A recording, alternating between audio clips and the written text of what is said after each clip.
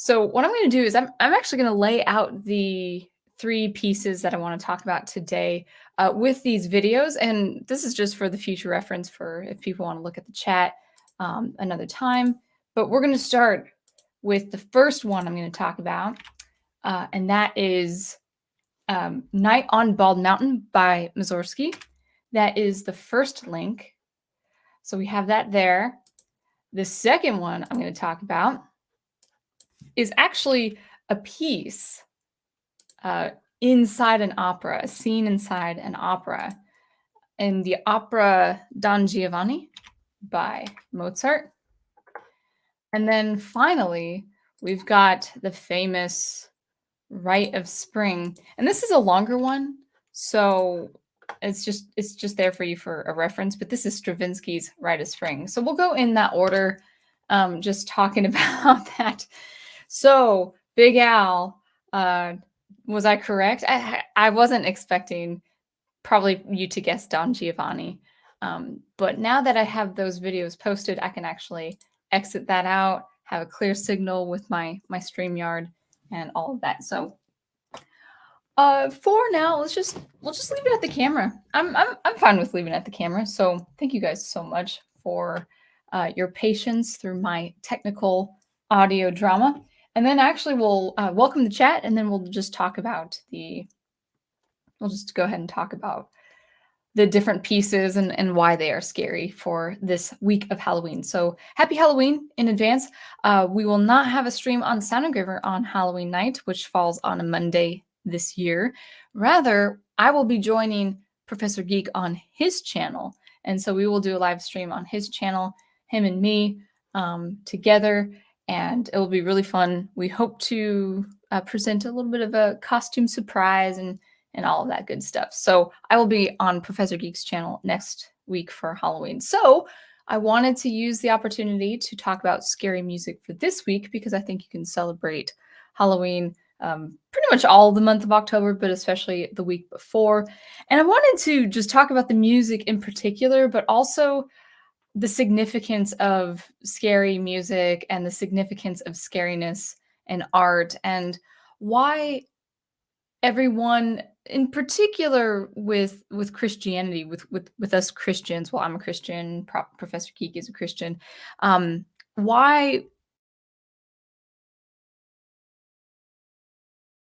scariness to just really for culture, for our conscience, and all of that good stuff. So the music that I'm going to be talking about, actually, some of the music itself is scary just on its own. It kind of sounds creepy. It sounds unnerving, especially with the Rite of Spring. Rite of Spring is actually not so much creepy as it is chaotic and bombastic and really, really in your face as far as it being musically violent. And we'll get to that in a moment. But really, scary music, especially in Western classical music, has a programmatic context to it. So meaning there's a story attached to it, or there's a mythical idea attached to it. So with Don Giovanni, it's an actual story. This protagonist, if you will, he's not a good guy. And then you see what happens to him in the end, and it's very, very scary. So before I welcome the chat, actually, I'll just go ahead and welcome the chat right now. We've got Big Al Presents. And who was first? Actually, I think Big Al was first today. He has 3 pieces in mind. I'll be curious to see if they make your list. Have a great stream. Thank you. And watch out for the Chernobog. I think he came. I think he infiltrated and tried to wreck my stream. Yeah, that is for sure. Go Team Ghost is in the house. Soundtracks with Birdman is in too. Ace is also in with a new avatar. Nice to see you, Ace. And my wonderful prof, and member of my channel. Let's get spooky. I'm looking forward to this one, my Shield Maiden. Well, I didn't quite prepare for this one, but I have some knowledge of all the pieces that I'm going to talk about, so that should be fun. Jigwat will catch this on the replay, but welcome from my past, and I'm saying this to you in your future. D. Pensack, welcome. Good to have you. Eric Woods is, excuse me, let me say your name correctly. Eric Woods is in. 3 of your favorites on the top of your head for scary music by Penderecki. Canon for Orchestra and Tape. I'm aware of that first one. Polymorphia and the Nature of Sound. Yeah, Penderecki, actually, do you pronounce I'm forgetting how to pronounce his name right now off the top of my head. Penderecki or Penderecki, I think I've heard it both, but yeah, he and Ligeti are very good candidates for some very unsettling sounds. Especially, I think the most famous of Ligeti's, of course, is his atmospheres. So there we go. All right, is that everyone? We have Zetopia, welcome. Good to see you. And Final Fantasy Fan 12, also good to see you. Okay, so for Big Al, he had 1 for 3, which I think was Night on Bald Mountain, which is kind of a given because the Chernobog was on the thumbnail. So um, I think that would be very much a clickbaiting thing if I showed you the Chernobog on the thumbnail and wouldn't talk about Night on Bald Mountain. All right. And then Ace is mentioning Black Sabbath. I will probably avoid Black Sabbath. I know that's a very specific type of music for a specific type of thing. Oh, okay. So, oh, good choices. So good that I'm going to post it. Bach, Toccata, and Fugue. Very, very good choice. Yeah, that's actually the go-to for Halloween. I didn't even think about that. And then Sanson, Danse Macabre is the other two. And actually, that's a fun one to play. I played that as a duet one time with a student, and we had a lot of fun, and people really enjoyed it. But yes, that's a pretty. It can be pretty tense, yeah. Sanson. Craig is in the house. Thank you. I love horror, and whenever horror and other things come, I'm happy to come. Okay, that's interesting. I'm actually not a horror person, but I think I think everyone needs a healthy degree of mythical horror for our culture, for our conscience sake, because horror is really linked to very specific spiritual things like the divine and divine judgment and condemnation. The damnation of souls and all that. And that was we'll get into this a little bit later, but that was a um, very specific topic in the 1800s as far as early classical getting into the romantic, late romantic art, where you have very assertive, very graphic images of hell and all those things that require, spiritual judgment. And for Christians, at least, I can't really speak for the Catholic Church because I'm not Catholic, but in my circles, Christians very much don't celebrate Halloween in that they want to avoid it. They think if you celebrate it anyway, you're reveling in the evil, and that's actually not the case. I think Halloween can be used in a very spiritually healthy way, where it's like, no, you should be terrified of the evil stuff. You should be terrified of doing evil or messing with the spiritual world and the influences there.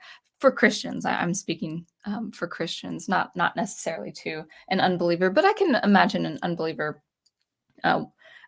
understanding the importance of divinity and the cautionary tales that come with the condemnation of souls. So let us first start with the first piece by Mussorgsky, Night on Bald Mountain. And Night on Bald Mountain is a very, very popular orchestral piece. It's very good as far as composition is concerned. He kind of lacks in transitions between things. I've noticed, but it's a very fun piece to play. It's fun for the orchestra. I think every member of the orchestra really likes to play the piece. Very fun as a string player. I think I played Night on Bald Mountain a couple times, whether in middle school and high school, and then getting into college. But it was really fun as being in the second violin section, because basically the second violin and the first violin, they're playing the same line, the same kind of musical gesture, just in two different octaves. And I remember having a fun time with that. The piece itself, the music itself, yeah, it's creepy. It's definitely starts creepy. But when you actually look at the orchestra, when you go to an orchestral video, of a great recording of the piece, and you see the conductor, and you see the performers, and you see the lights, and you see the the concert hall is pretty well lit. The brass is reflecting off light. Um, it's not that scary. It's not very scary looking. I think Disney, with its musical sequence and Disney's Fantasia, the film made in 1940, I think that took on a whole other level of creepiness. The animation is terrifying.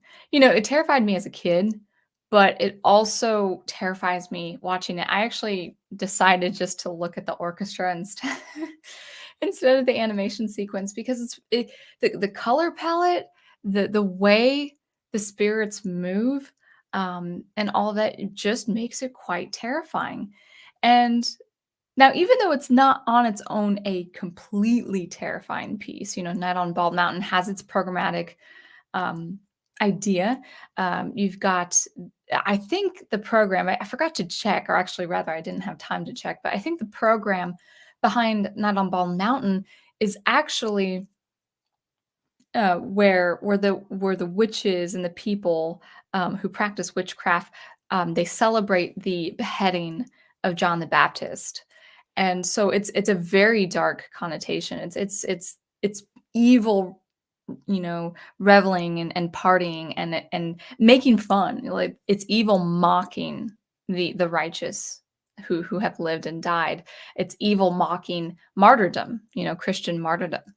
And so it has a very dark connotation. Now, there is an element of hope and light at the very end.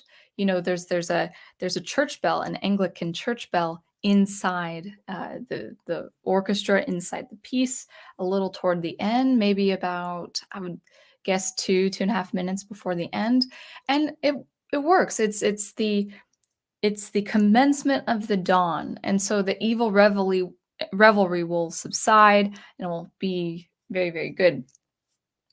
Um, so there's always a light that it disposes of the dark. So Night on Bald Mountain is not a creepy work in that there's a tragedy at the end. No, it actually has the commencement of the dawn, the light, and the good. The good overcomes the dark. But depending on the tempo that the conductor wants it to be, it's about 5 minutes of darkness, and maybe between 5 and 7 minutes of just the you know like all the evil spirits that represent pride, that represent criminality, that represent lust and lewdness and promiscuity, and and things that well, actually, I think Disney with its animation did a very good job just depicting uh, both the masculine and the feminine side. The masculine side where the spirits of the criminals come through the noose a second time to go to the Lord of Darkness, that is the Chernabog.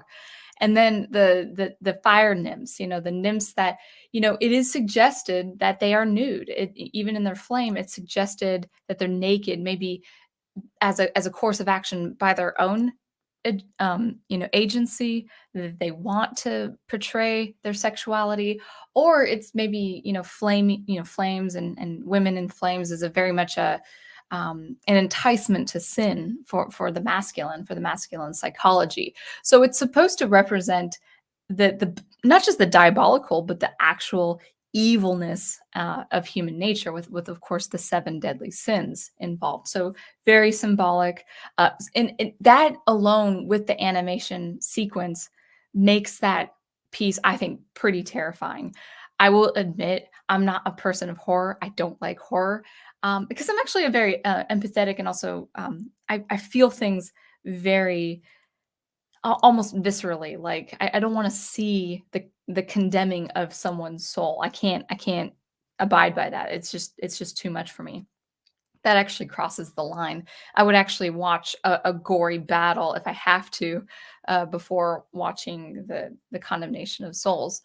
So I actually admit that I would have to be in a good, clear, clean headspace to actually watch that animation sequence because it's truly terrifying because of what it implies. Now, as far as music is concerned, what makes the music creepy? There are a few things, so I'll just briefly talk about those musical elements. The first thing is with Mussorgsky, as well as his contemporaries, but also as well as Mozart, as we'll get into a little bit later. He worked with brass. He worked with brass as kind of like the death knell or the death knoll.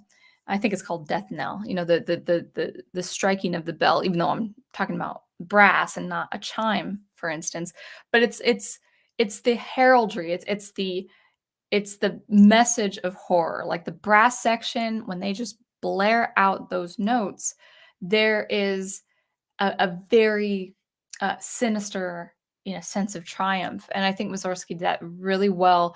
He did that while the strings were being extra creepy with going in between semitones and going just constantly with just this relentless, fast, this rapid nature of the violin section and also the string section, like this working in with very small steps chromatically. It's supposed to get you on edge. It's supposed to make you really, really uncomfortable. This kind of percussive use of the strings that I've talked about before. Strings are meant to be melodic and sustain. You can really work with sustain and beautiful, lush melodies with the strings. So when you actually the long blaring brass, well, that actually naturally causes edge. It causes some edge to produces some edge. That kind of musical gesture and that musical statement would invoke some anxiety and trepidation. So that's one thing that Mussorgsky works with as far as Night on Bald Mountain. And actually, I think with the musical sequence, the Chernobog actually is revealed. His wings, span out and or expand from him rather, and you see his face, you see his glowing yellow eyes, and that's where the brass comes in. So that's I think that's really remarkable there. Now, a couple other things that he works with, Mussorgsky works with, is the use of grace notes, and I'll try to sing or hum as best as I can, as best as I can on stream. But a grace note is basically a very little tiny note at the front of the note you're playing, meaning in most cases the grace note is played right before the beat or right before the subdivision. So, for instance, he uses muted strings having kind of a little bit of a lick, a little bit of a sound effect. Bra, bra, bra, bra, like that. It's not don, don, don, don, but it's bra, bra, bra. And so he'll use that with that's the grace note before the actual note that the violins play, or really the string players play. And actually any instrument can use great grace notes like that. So there's this very nice little part in the Night on Bald Mountain where it's like brum brum brum dum brum brum brum brum brum dum brum brum brum dum brum dum brum. So it has a very interesting effect. I don't think I'm doing it as I'm not conveying this little it's kind of like mystical. It's a little whimsical but kind of creepy at the same time. And then uh, he also uses grace notes, not just one grace note before the note, but actually maybe as close to 3 to 4 to 5 notes, like a little bit of a run before the actual notes. And one of the main gestures of Night on Bald Mountain that makes it really, really creepy is the brum brum. And at first, before I actually played it in an orchestra, I thought it was a slide, which would be creepy too, like a portamento, "Bra," like that, and, I thought it was a slide, and again, yeah, that could have worked just fine, but, when I played it in the orchestra, I noticed it was a lot of little notes before the actual notes. Bum, briyum, briyum, dia. It's high, I can't do it, and I didn't practice it, so on the violin because I haven't played it in, like, 20 years. So it has all these notes and all this kind of going up and down between tritones and all of that. That adds this really otherworldly effect. And so that's, the use of grace notes is another thing. And I think as far as adding creepiness, creepy melodies, creepy harmonies, this weird descent down before getting into another transition of another thing. And then the decaying of the evil spirits, the evil spirits going back to their graves. Just a nice little working of chromatics. Dun, dun, dun, dun, dun, dun, dun, dun, dun, dun, dun, dun, dun. Those are actually little steps in between such motion. We have a point A to point B, but a lot of little steps in between. And so when you're using little steps, notes that are very, very close to each other, you're going to have creepiness, you're going to have tension. It's not. I talked about diatonicism with Rafe Vaughan Williams last week, where he used a lot of openness and the use of diatonicism, whereas with chromaticism and all of that, that's to add a lot more edge because it's a physically closer space between notes and an aurally closer space. So when it's kind of like a person like talking right in your face or a person talking right at your ear. That's an uncomfortable thing. So the closeness of space and distance between notes will naturally, physically speaking, in the physical space and aural space will naturally cause a lot more tension. So I will say Night on Bald Mountains, especially with the sequence, definitely one of the creepier things in music. Fortunately, Disney added on top of that this Ave Maria sequence, which is absolutely beautiful. It's good to see the dawn. It's good to see the holiness of All Saints Day after All Hallows Eve. I think it's very important to have that sequence where if you have the evil, it's not supposed to last. It's supposed to be overcome by the good and the holy. So that is the first bit there.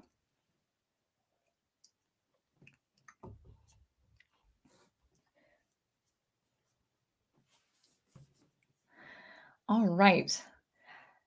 Now, next is something that actually has come before. So Mussorgsky is really the turn of the century getting into the 1900s.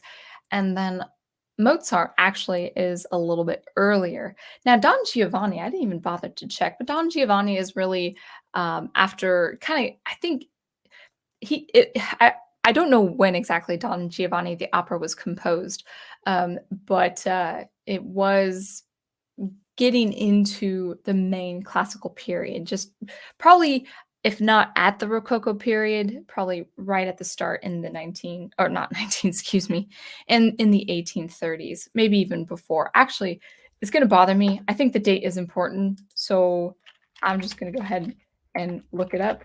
Don Giovanni. I know who composed it. It was Mozart.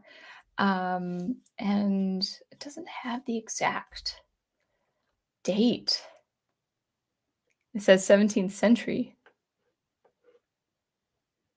Oh no, no, Mozart, not the other guy. I'm like, no, that's a little late.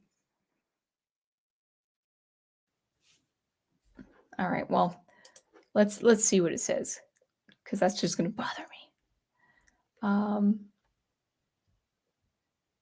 Oh wow, that was way earlier than I thought. Okay, that makes sense. I think I'm getting Mozart's death date wrong. Don Giovanni's premiere was 1887. Sorry, not 18, excuse me. My numbers, 1787. So thank you. Thank you, Big Al. I should just ask you for dates next time. I don't know why I was thinking getting into the 1830s, but then again, I have really forgotten my dates as far as death dates for composers. I just know that Mozart died young. So anyway, so Don Giovanni, when I learned it in college, really had a deep impression on me as far as the story, and especially as far as the finale, the final scene of Act 3, I believe. I think it's a 3-act, opera, but at the very least, it's the last act. It's pretty much at the end of the opera, and it's a very, um to me, it's a very scary, thing, really, because it deals specifically with the spiritual. In some way, it deals with the Christian divinity of, pursuing lust and lewdness and pride, and then really being condemned for it at the end. But the condemnation, the final scene of the condemnation is absolutely terrifying. So to give you a bit of context, let me just go ahead and grab a swig of water. To to give you the context, Don Giovanni is the main character of the opera. This is his opera, obviously, it's named after him, but he is no hero. He's not even an anti-hero. He is a very, dare I say, toxic womanizer who really gets around as far as women are concerned, and has a very bad track record of just, sleeping with a lot of women.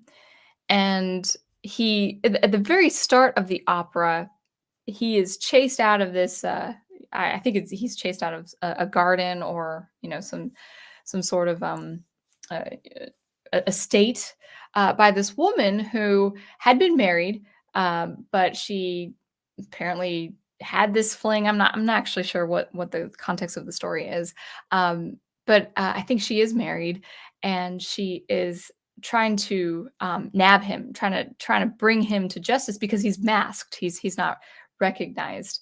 And so, to defend her honor, her father comes, and it's a duel to the death. So the young Don Giovanni, fights him. The father, oh man, Commendatore, I think is how you pronounce his title.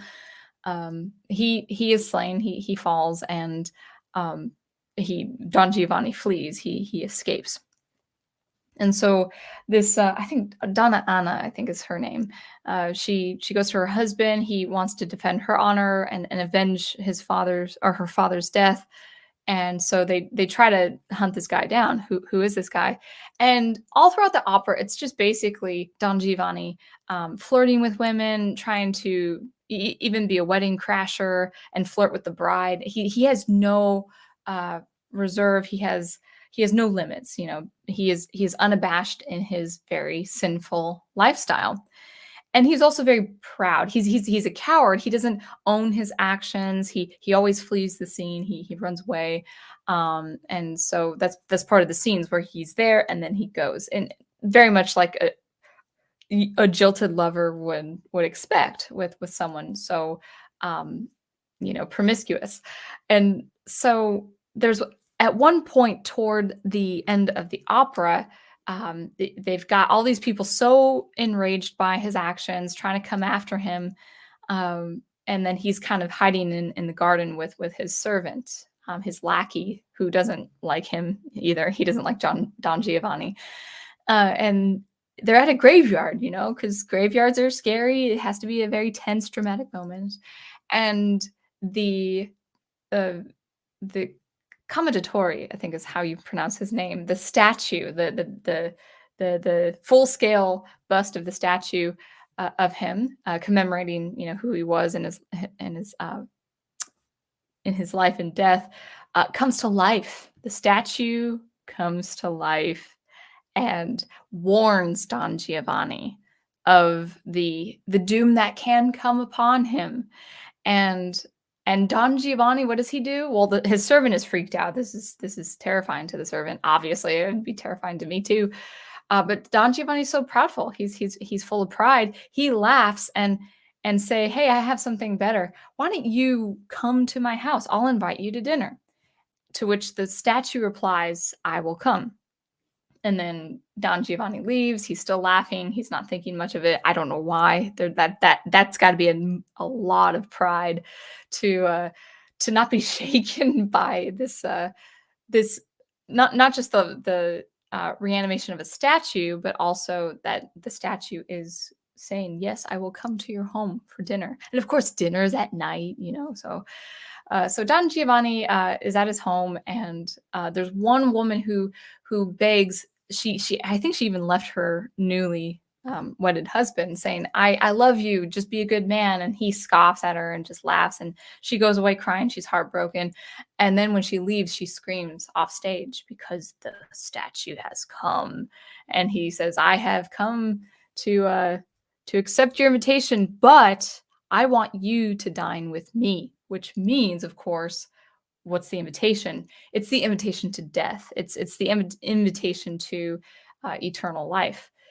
And he asks for Don Giovanni's pledge with the shake of a hand. And even to this point, even though Don Giovanni is very unnerved by the whole situation, he's still proudful. He wants to show everyone, including himself, that he is not afraid. Now, this is, of course, contradictory to his actions because he's always fled the scene. He's never owned his actions. He's never confessed. So at the very end, he does not want to show to himself or to the statue that he's afraid of the statue. So the statue asks for his hand in a pledge, and when he takes it, then that's when he is filled with such horror and such dread. And the music is pretty tense, and we'll get into the musical aspects a little bit in a little bit here. Uh, but in the story, he takes his hand, and then he cannot let go. The statue has him, and the statue gives him 3 times, 3 chances to repent of his lifestyle, to repent of his evil deeds, that he pursues life as a good man and as a brave man. Don Giovanni, all 3 times, says no. He does not repent. And so the statue says, well, then we will dine together in hell, effectively. And so the video that I posted on the chat there, so you can see it in the live chat on the replay. I would say if you're not up for horror, I would say probably just kind of watch it from a distance because I don't like horror. I've seen 2 scenes. I've seen 2 versions of this opera done. And the first one, when I was a college student, I was scared, but he fell into like a fiery pit and that was it. And I was shaken by the music. This video that I posted, it is terrifying. There are all these ghoulish, like, skeleton people saying, "Come to us," and worse is to come. And when it pans to the main stage, you can see Don Giovanni at the center with the statue and these skeletal people, just terrifying makeup, these skeletal people coming toward him. It's just absolutely horrifying. And on top of a very horrifying solo. Well, actually, it's not a solo. It's a duet or it's a 3-part piece with Don Giovanni, the Commendatore. I hope I'm saying his name correctly, his title rather, and then also I think his name is Lapello, his servant. I think Lapello is a tenor. Don Giovanni is a baritone, and then the statue, Donna Anna's father, is this baritone / bass hybrid. He has his part is really supposed to be kind of that reverberant. Oh my gosh. And so, what are the musical elements that even Mozart, even before the 1800s, worked with to make it a very terrifying thing? Well, the first thing is this thing that was actually more introduced, more fleshed out in the 20th century, and that is this kind of speech singing effect. And I think I've heard it uh, with other operas, with other parts, where when the person, whether it's a man or a woman, when they're in agony or when they're in fear or in turmoil, they actually shout. And sometimes they just shout as a vocal thing, but that sometimes they add the song like quality to their shout. So it really has this very dramatic, terrifying effect. So I think Don Giovanni, when he finally says no, and then when he finally falls into the pits of hell, he actually is supposed to scream or to yell as he's falling, which matches with the orchestra. Which actually, it takes a lot of lungs to do just that, even especially with singing, but also then just yelling on stage. So the opera, especially before the 1800s, but even in the 1800s, opera was really strictly sung. There were some elements called recitative where it sounds like you're speaking, but it still is like maybe you're singing in a monotone or just between 1 and 2 pitches. So it sounds like you're speaking, maybe you're speaking feverishly to get a message across or something like that. So recitative was explored, but the actual vocal, like me speaking or me shouting and stuff like that, that was not as much used. So when it was used, it was a lot more effective. And so I would say it's not the whole opera that's terrifying, but it's that final scene with the statue and with the, damnation of Don Giovanni's soul that is really horrifying. It really is supposed to make you just scared. So, and it scares me. So if you don't like horror, that version that I posted actually is really scary. And it's Mozart. Mozart is known for his opera buffa and his lightheartedness, his lighthearted instrumental music, and his keyboard music and all of that. He is by and large, his music by and large rather is a lot more lighthearted. But he has also some dark tones, like with his Requiem and all of that beautiful stuff, beautiful stuff. And he's written very dramatic things, like of course with the magic flute, with the aria, the Queen of the Night. So he does definitely work with dark dramatic tones. But even with his music, as to be compared with the later composers of the 20th century, even so he can still make something very, very terrifying. So yeah, I would say that is, the scene, the final scene with the Commendatore, I think is how you say it, is really a terrifying thing. These aren't the top 3, like, I don't wanna say the top 3, but I would, say 3 pieces that come to mind that are quite terrifying. So, let me grab a swig of water, and we will talk about the final piece. And oh, before I forget, one other thing, musically speaking, is timpani and brass. To make something very scary sounding, as with the context of the statue, timpani and brass. So, for instance, the basso. He's not basso. He's not bass, and I don't think I'm saying basso in the right uh, context. That's not the right term. He's like a hybrid bass baritone, the statue. So him singing so forthright, with such presence and such volume, on top of brass, dissonant chords or diminished chords, and timpani, the role of the timpani. Mozart, I think, when you actually put the timpani to the brass, that creates just a level of very tense, very scary music. So that is Don Giovanni, the statue scene. I don't know the Italian piece for it, but I'm sure there's an Italian title for that song. And finally, the Rite of Spring. And I've talked about this before. We had our rewatch a couple years ago now of Fantasia's 1940, the original Fantasia. I did the second one too, but the Fantasia, the old Fantasia, is really obviously the one that people go to. Rightfully so, because it's so well done. And they did a lot of innovative things for the Fantasia 2000. Both are very good films. Fantasia 2000 actually is really short. But the 1940s Fantasia. So in addition to the Night on Bald Mountain, that sequence, Disney decided to do the Rite of Spring in a theatrical cut. Like, it wasn't the whole ballet, but there was they used the highlights of the piece of the ballet, and uh,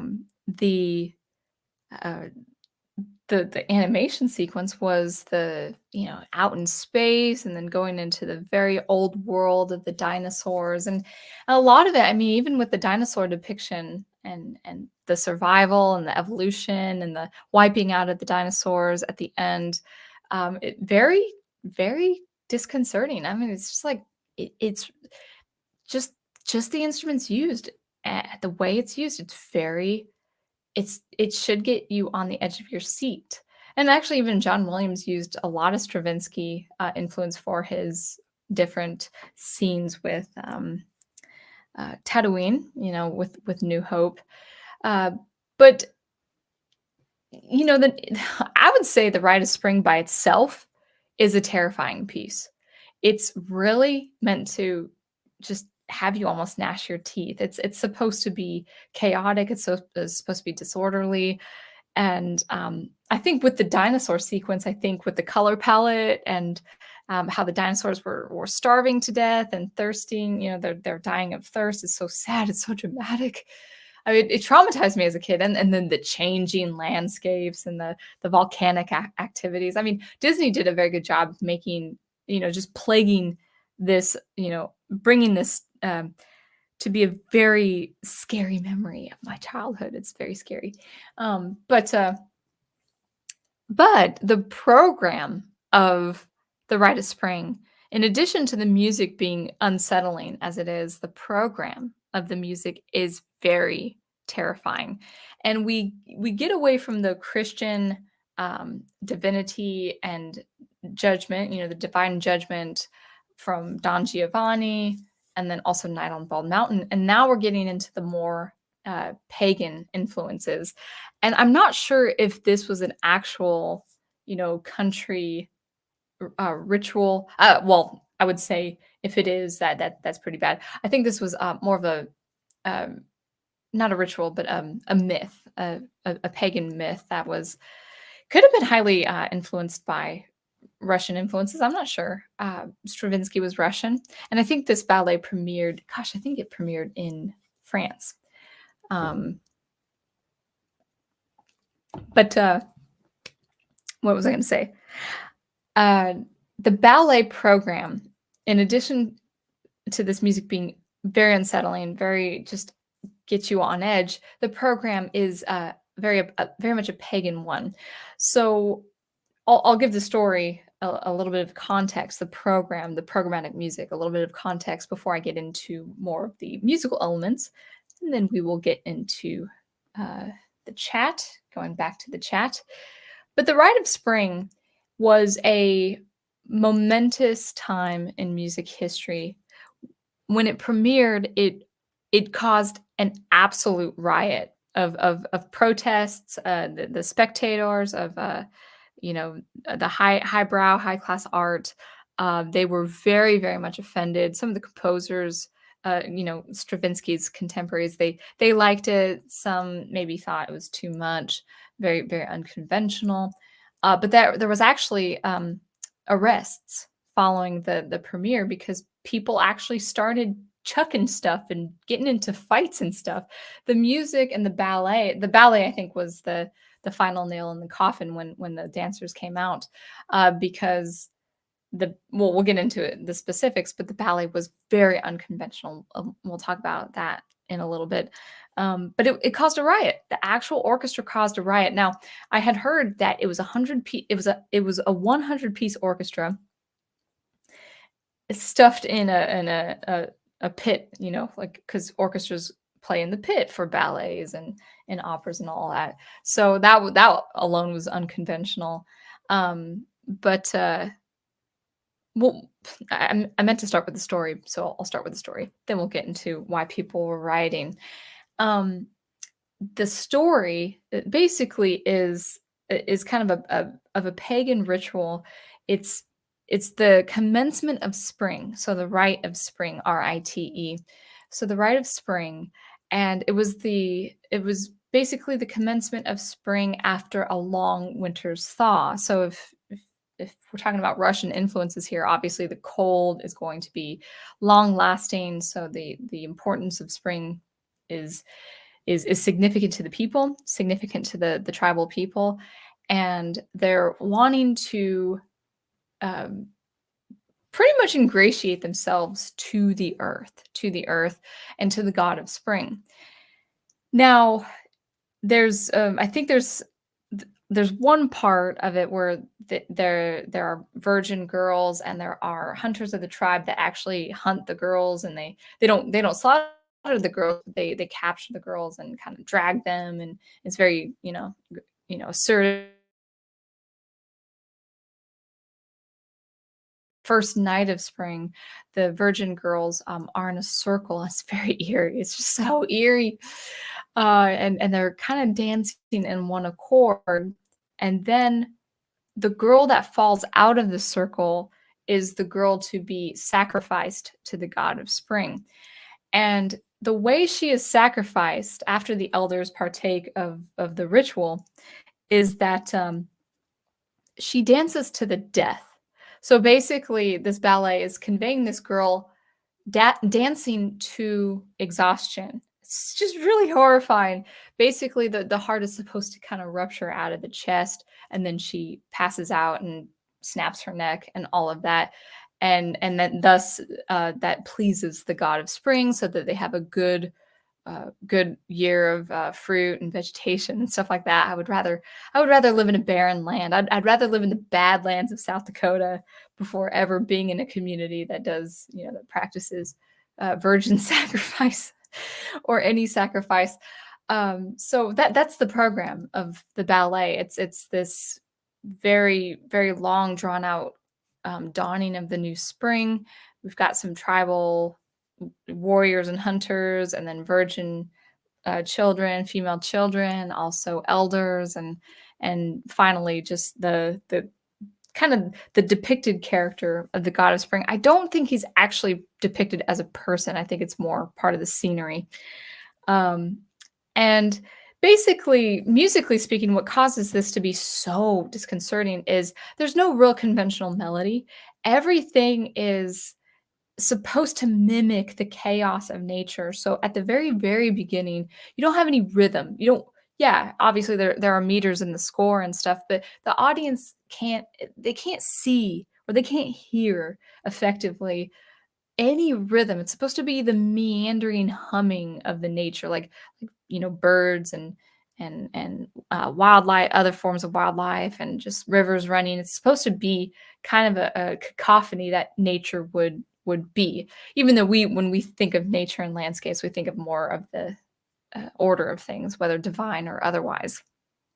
But Stravinsky is trying to show you the chaos of nature, and that we are bound to nature. And effectively, that is true. Now, I'm a Christian, so I do believe another higher order of things. But even if you're not a Christian or a religious person, we are subject to the elements of nature. Like flooding could kill us, earthquakes could kill us. I have a healthy fear of tornadoes. So Stravinsky was trying to musically convey that we are vulnerable. We're very vulnerable, and these virgins and these tribal people are trying to beseech to the gods and plead with them and saying, please have mercy on us for this year. It's been a long winter. We want fruits and all of that. It does require a condition, very scary tradition, which is, of course, a virgin sacrifice. And so, there's supposed to be even things depicted like bird calls or an animal running or something like that. The bird calls are supposed to sound haunting. They're not the wind instruments will do the bird calls. It's not supposed to sound like a bird. Like Mozart and Beethoven and Haydn, when they did a bird call, it was actually a little melody, like a little beautiful little cute little melody. Bird calls for Stravinsky, you're trying to make it sound like a bird call, which makes it sound very unnerving, especially with the section that is the wind section and the brass section, it's supposed to sound very haunting. It's not supposed to sound right. It's supposed to sound very otherworldly. So there are I'd safely, I don't know the exact time frame, but I would give it like between, maybe 5 minutes, a little under, of just no rhythm, no sense of rhythm. For ballet, that's not supposed to be. It's, even with an overture, the overture of previous operas depicts the theme of the story, the theme of the character, the theme of the place, and there's rhythm to the theme because the theme has a melody, it needs the harmony, it needs the rhythm. With this overture, there's no theme. There's nothing you can really recognize. You can only recognize sound effects in the orchestra. And then when the rhythm does come, it is arrhythmic, meaning There are changes of meter. Nothing falls right on the strong beat. And the dancers are coming in unison, just kind of stomping, like this kind of primeval, like tribalism of stomping, which is very much in contrast to the ballet. You know, the ballet where the dancers are supposed to leap in beautiful ways. They're supposed to be sinuous. They're supposed to lift higher. They're supposed to jump higher. It's more of an aspirational look to the ballet of the past, whereas this ballet with Stravinsky, and forgive me, I'm forgetting the choreographer's name, but he's pretty famous too, French guy. But he pulled the dancers to the ground. It was supposed to depict, I am subjugated, I'm subservient, I am pleading to the earth. I'm pleading to the gods of the earth. I'm pleading to the god of spring. I am nothing without their blessing. And so the dancers are bent down. They're pulled down. They're stomping. The girls are angular. Their feet, their toes are turned in. Their elbows are upright, like or pointed up, like a chicken wing or something like that. Their heads are cocked to one side, and then with the human sacrifice, when with the girl's sacrifice, she's she's jumping, and like if you call it dancing, she's jumping feverishly to music whose meters change every single bar. This is very hard for an orchestra to do, very hard for a conductor to do. And actually the video on your own time, her dancing is very discombobulated. It's very disjunct. It's very disjointed. And then finally, I don't think we see in that rendition. I don't think we see the snapping of her neck. Obviously, not a real life snapping because she's a dancer. I think they actually raise her up. I think this group in particular raises her up after she collapses. But it's very it's just it's chaos. It's absolute chaos. You're not supposed to make sense of it. That was why people started throwing stuff and started getting into fights, because some people thought it was genius. Some people were just so outraged that the ballet was no longer a thing of beauty and grace, but a thing of horror and paganism, and that the orchestra was programmatically treating this in a very, very unorthodox way. And I would say, as I had before talking about the Rite of Spring, you don't even really have to see the ballet or the dinosaur sequence of Disney's Fantasia to really be unsettled. This piece will forever unsettle me. I can't listen to this piece without feeling very like on the edge of my seat. So that concludes my 3 scariest. Well, I don't know if they're the scariest. There are a lot of opera pieces out there that deal with different things. A lot of Bartok, for instance, a lot of programmatic stories that involve very scary ideas. I'm thinking of them already right now, and maybe I'll talk about them at another point. But so as a recap, we have Night on Bald Mountain by Igor Stravinsky. Oh, wait. Whoa. Let me try that again. It's been a long day. Night on Bald Mountain by Mussorgsky. Don Giovanni's Final Scene by Mozart. And then The Rite of Spring by Stravinsky. So that is my conclusion for the scary music. There's a lot more. Maybe we can talk about it in length. But let me go ahead and welcome the chat, or revisit the chat as we go.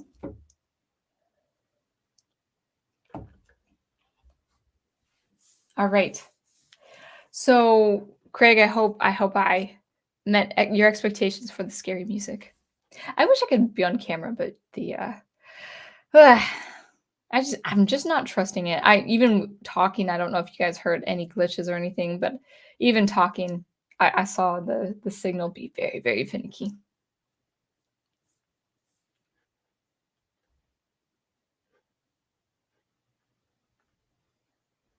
Final Fantasy talking about Sweeney Todd. He says it's scary because it's where Sweeney Todd himself really starts losing his mind. The song goes back and forth between Sweeney threatening to kill everyone and remembering his daughter Johanna. Is that how you pronounce her name? Yeah, lots of creepy things.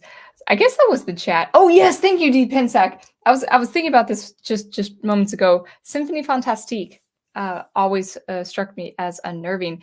Yeah,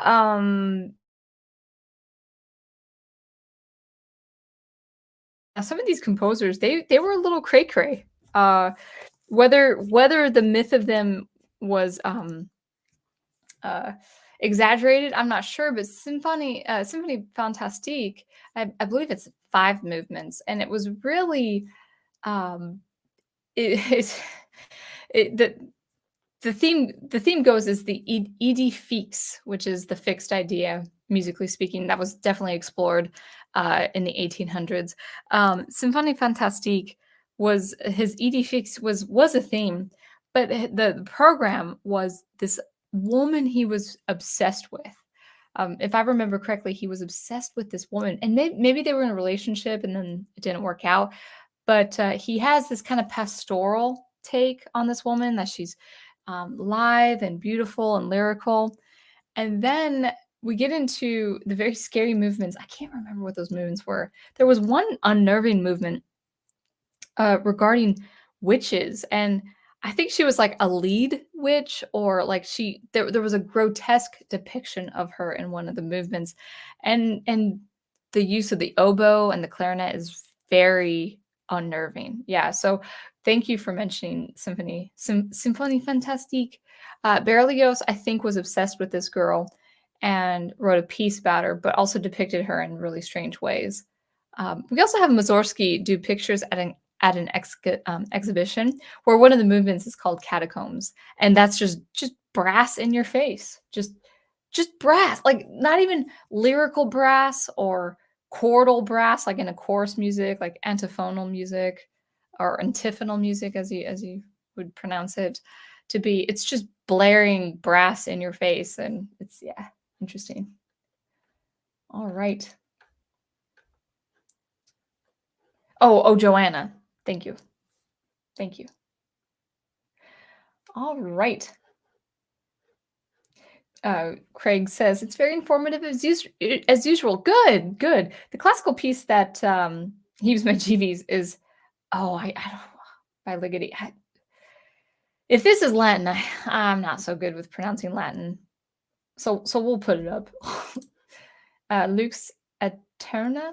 I don't know how to pronounce it. Also, Gregorian chanting ironic since the lyrics are uplifting. The vocals get me. Yeah, I mean, he really explored with really just working with, especially the treble voices, that just are very unsettling. Yeah, the famous scene in 2001 Space Odyssey where Haywood Floyd descends upon the moon to see the monolith for the first time. They were using Ligeti's atmospheres, and it's not meant to be. It starts out really pretty, like for 10 seconds it starts out really pretty.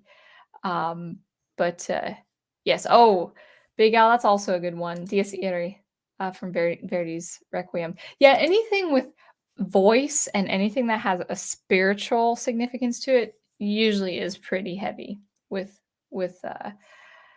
dramaticism, and then also some things that are horrifying. Yeah, horrifying.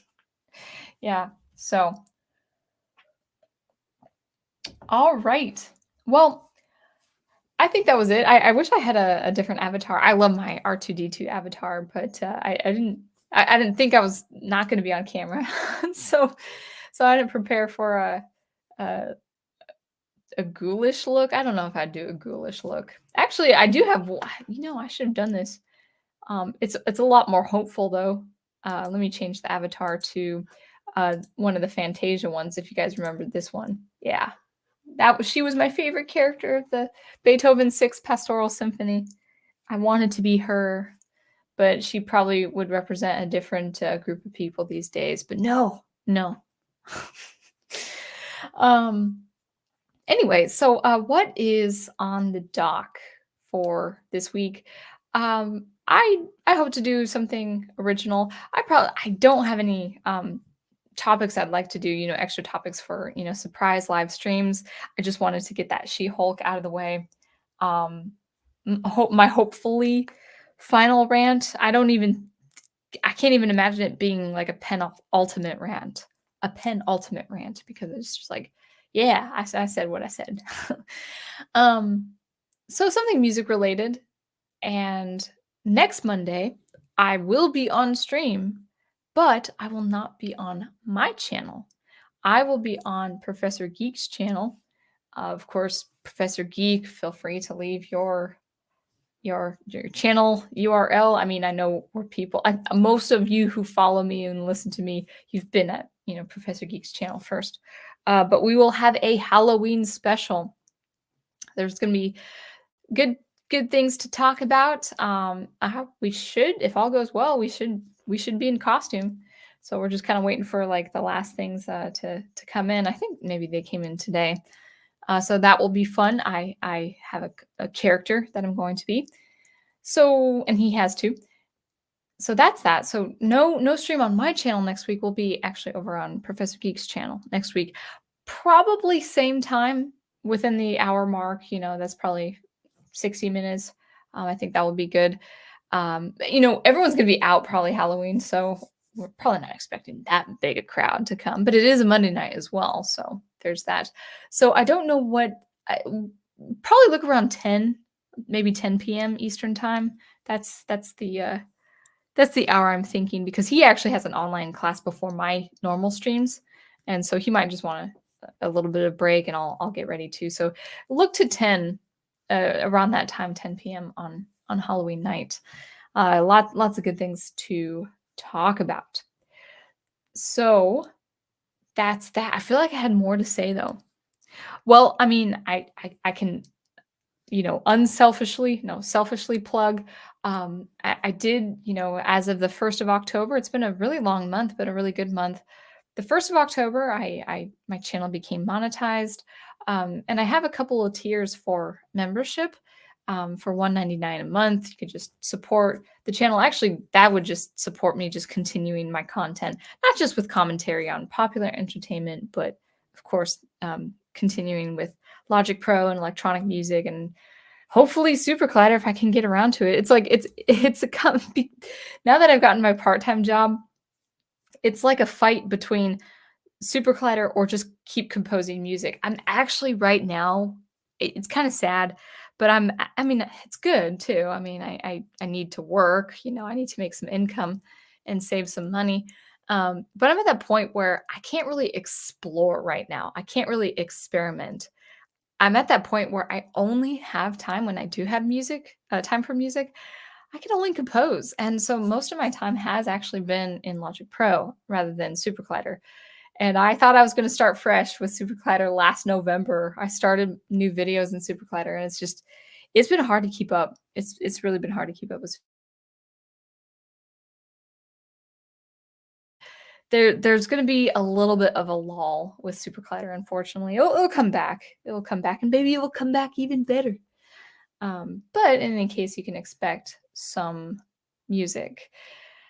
So honestly, I think that's it. I really, really do appreciate you guys coming. I wasn't expecting a lot of people to come because again, it's pretty music based. It's not any show that I'm talking about or any movie that I'm talking about. And so for you to want to come in with your comments and then also your suggestions for scary music, that was really fun. I guess the last thing I'll talk about, let me grab a swig of water. And I think Professor and I, he and I will probably touch on this a little bit more on his stream. But just again, as I had alluded to at the previous part of the video, the earlier part, that I think there is I would say just an unnecessary fear of the holiday Halloween. I think with everything concerning, especially Christianity, I would say modern day Christians do not, we don't really think of hell a lot, which is interesting because we do believe in eternity as Christians. I know this is probably where a lot of you might check out, and that's cool. But as far as if you are religious in some sense, e even just a modern day's take, like a contemporary take of the divine and of the divine judgment and of wrath and divine justice, those are very heavy-handed topics. They're very loaded, topically speaking, they're very loaded topics. And in the 1800s, actually really since the Middle Ages, but especially getting into the 1800s, where technology with painting and orchestras and stage work and acting and singing, man, when you depict a very scary thing like that, it really can make you uncomfortable.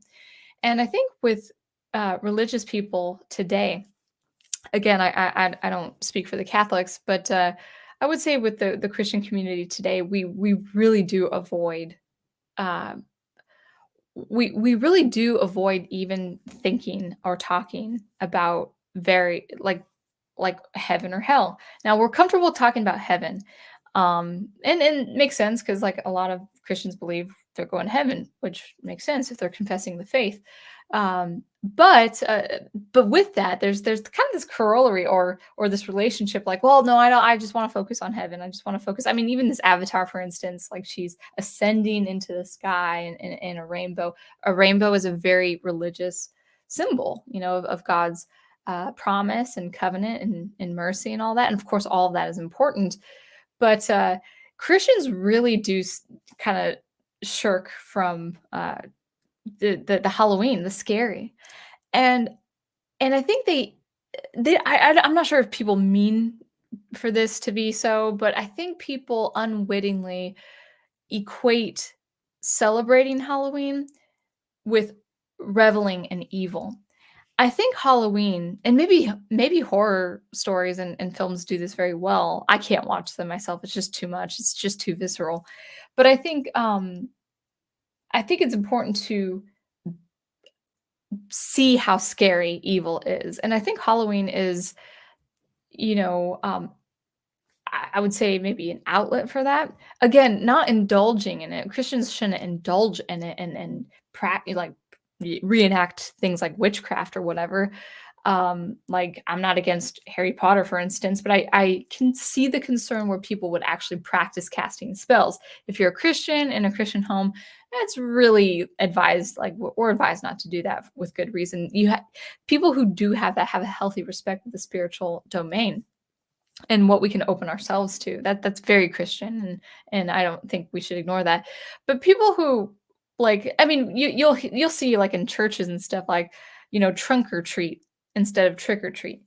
I actually don't know. Maybe it's just, hey, let's get people in the parking lot and have fun and stuff like that. I get it, but I think actually the trunk or treat might have, I could be wrong, but it might have been a reaction against even trick or treat, being mischievous or understanding mischievous things or evil things, mischievous spirits, evil spirits, the evil spirits that are depicted in the folklore and stuff like that. Yeah, scary stuff. But the important thing for Christians to understand is that, yes, it is scary. Yes, it is bad.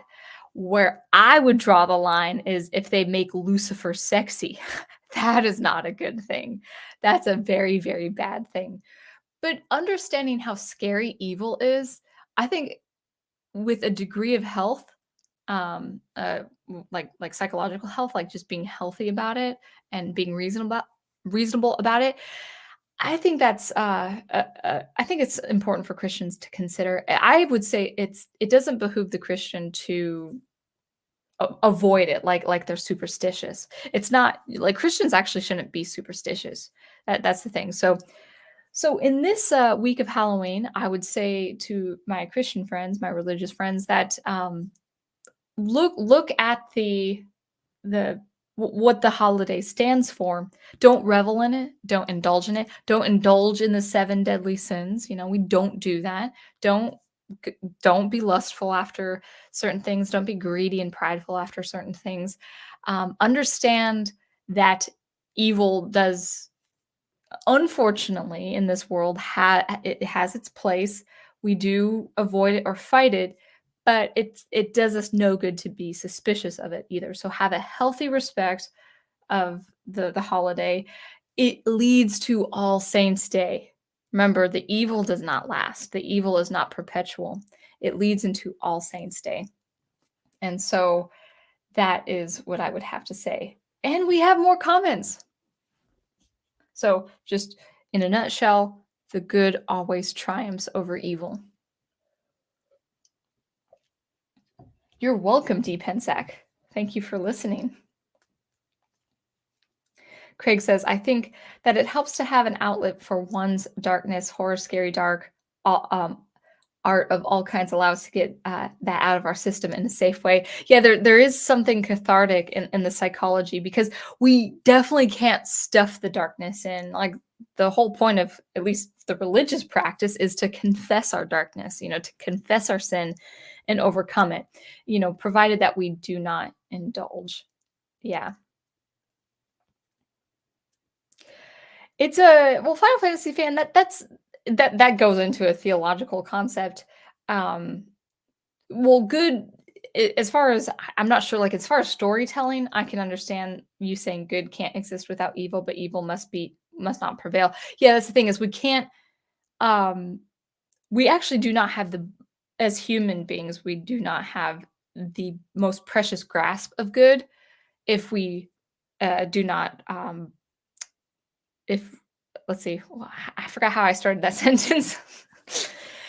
We cannot grasp good, comprehending, comprehensively speaking, we can't grasp good without the knowledge of what is bad and what is evil. However, in the divine order of things, the Christians also do believe that God is perpetually good and unchanging, and He came first, and He exists, and He's the Alpha and Omega. So, speaking on religious terms, yes, good actually can exist without evil, but our humanity, we constantly have to battle evil. We constantly have to resist it and fight it in order to ensue the good. That's like Lord of the Rings and all that good stuff. So anyway, that was fun. I had fun talking about that. That was a fun topic. So I thank you for joining me.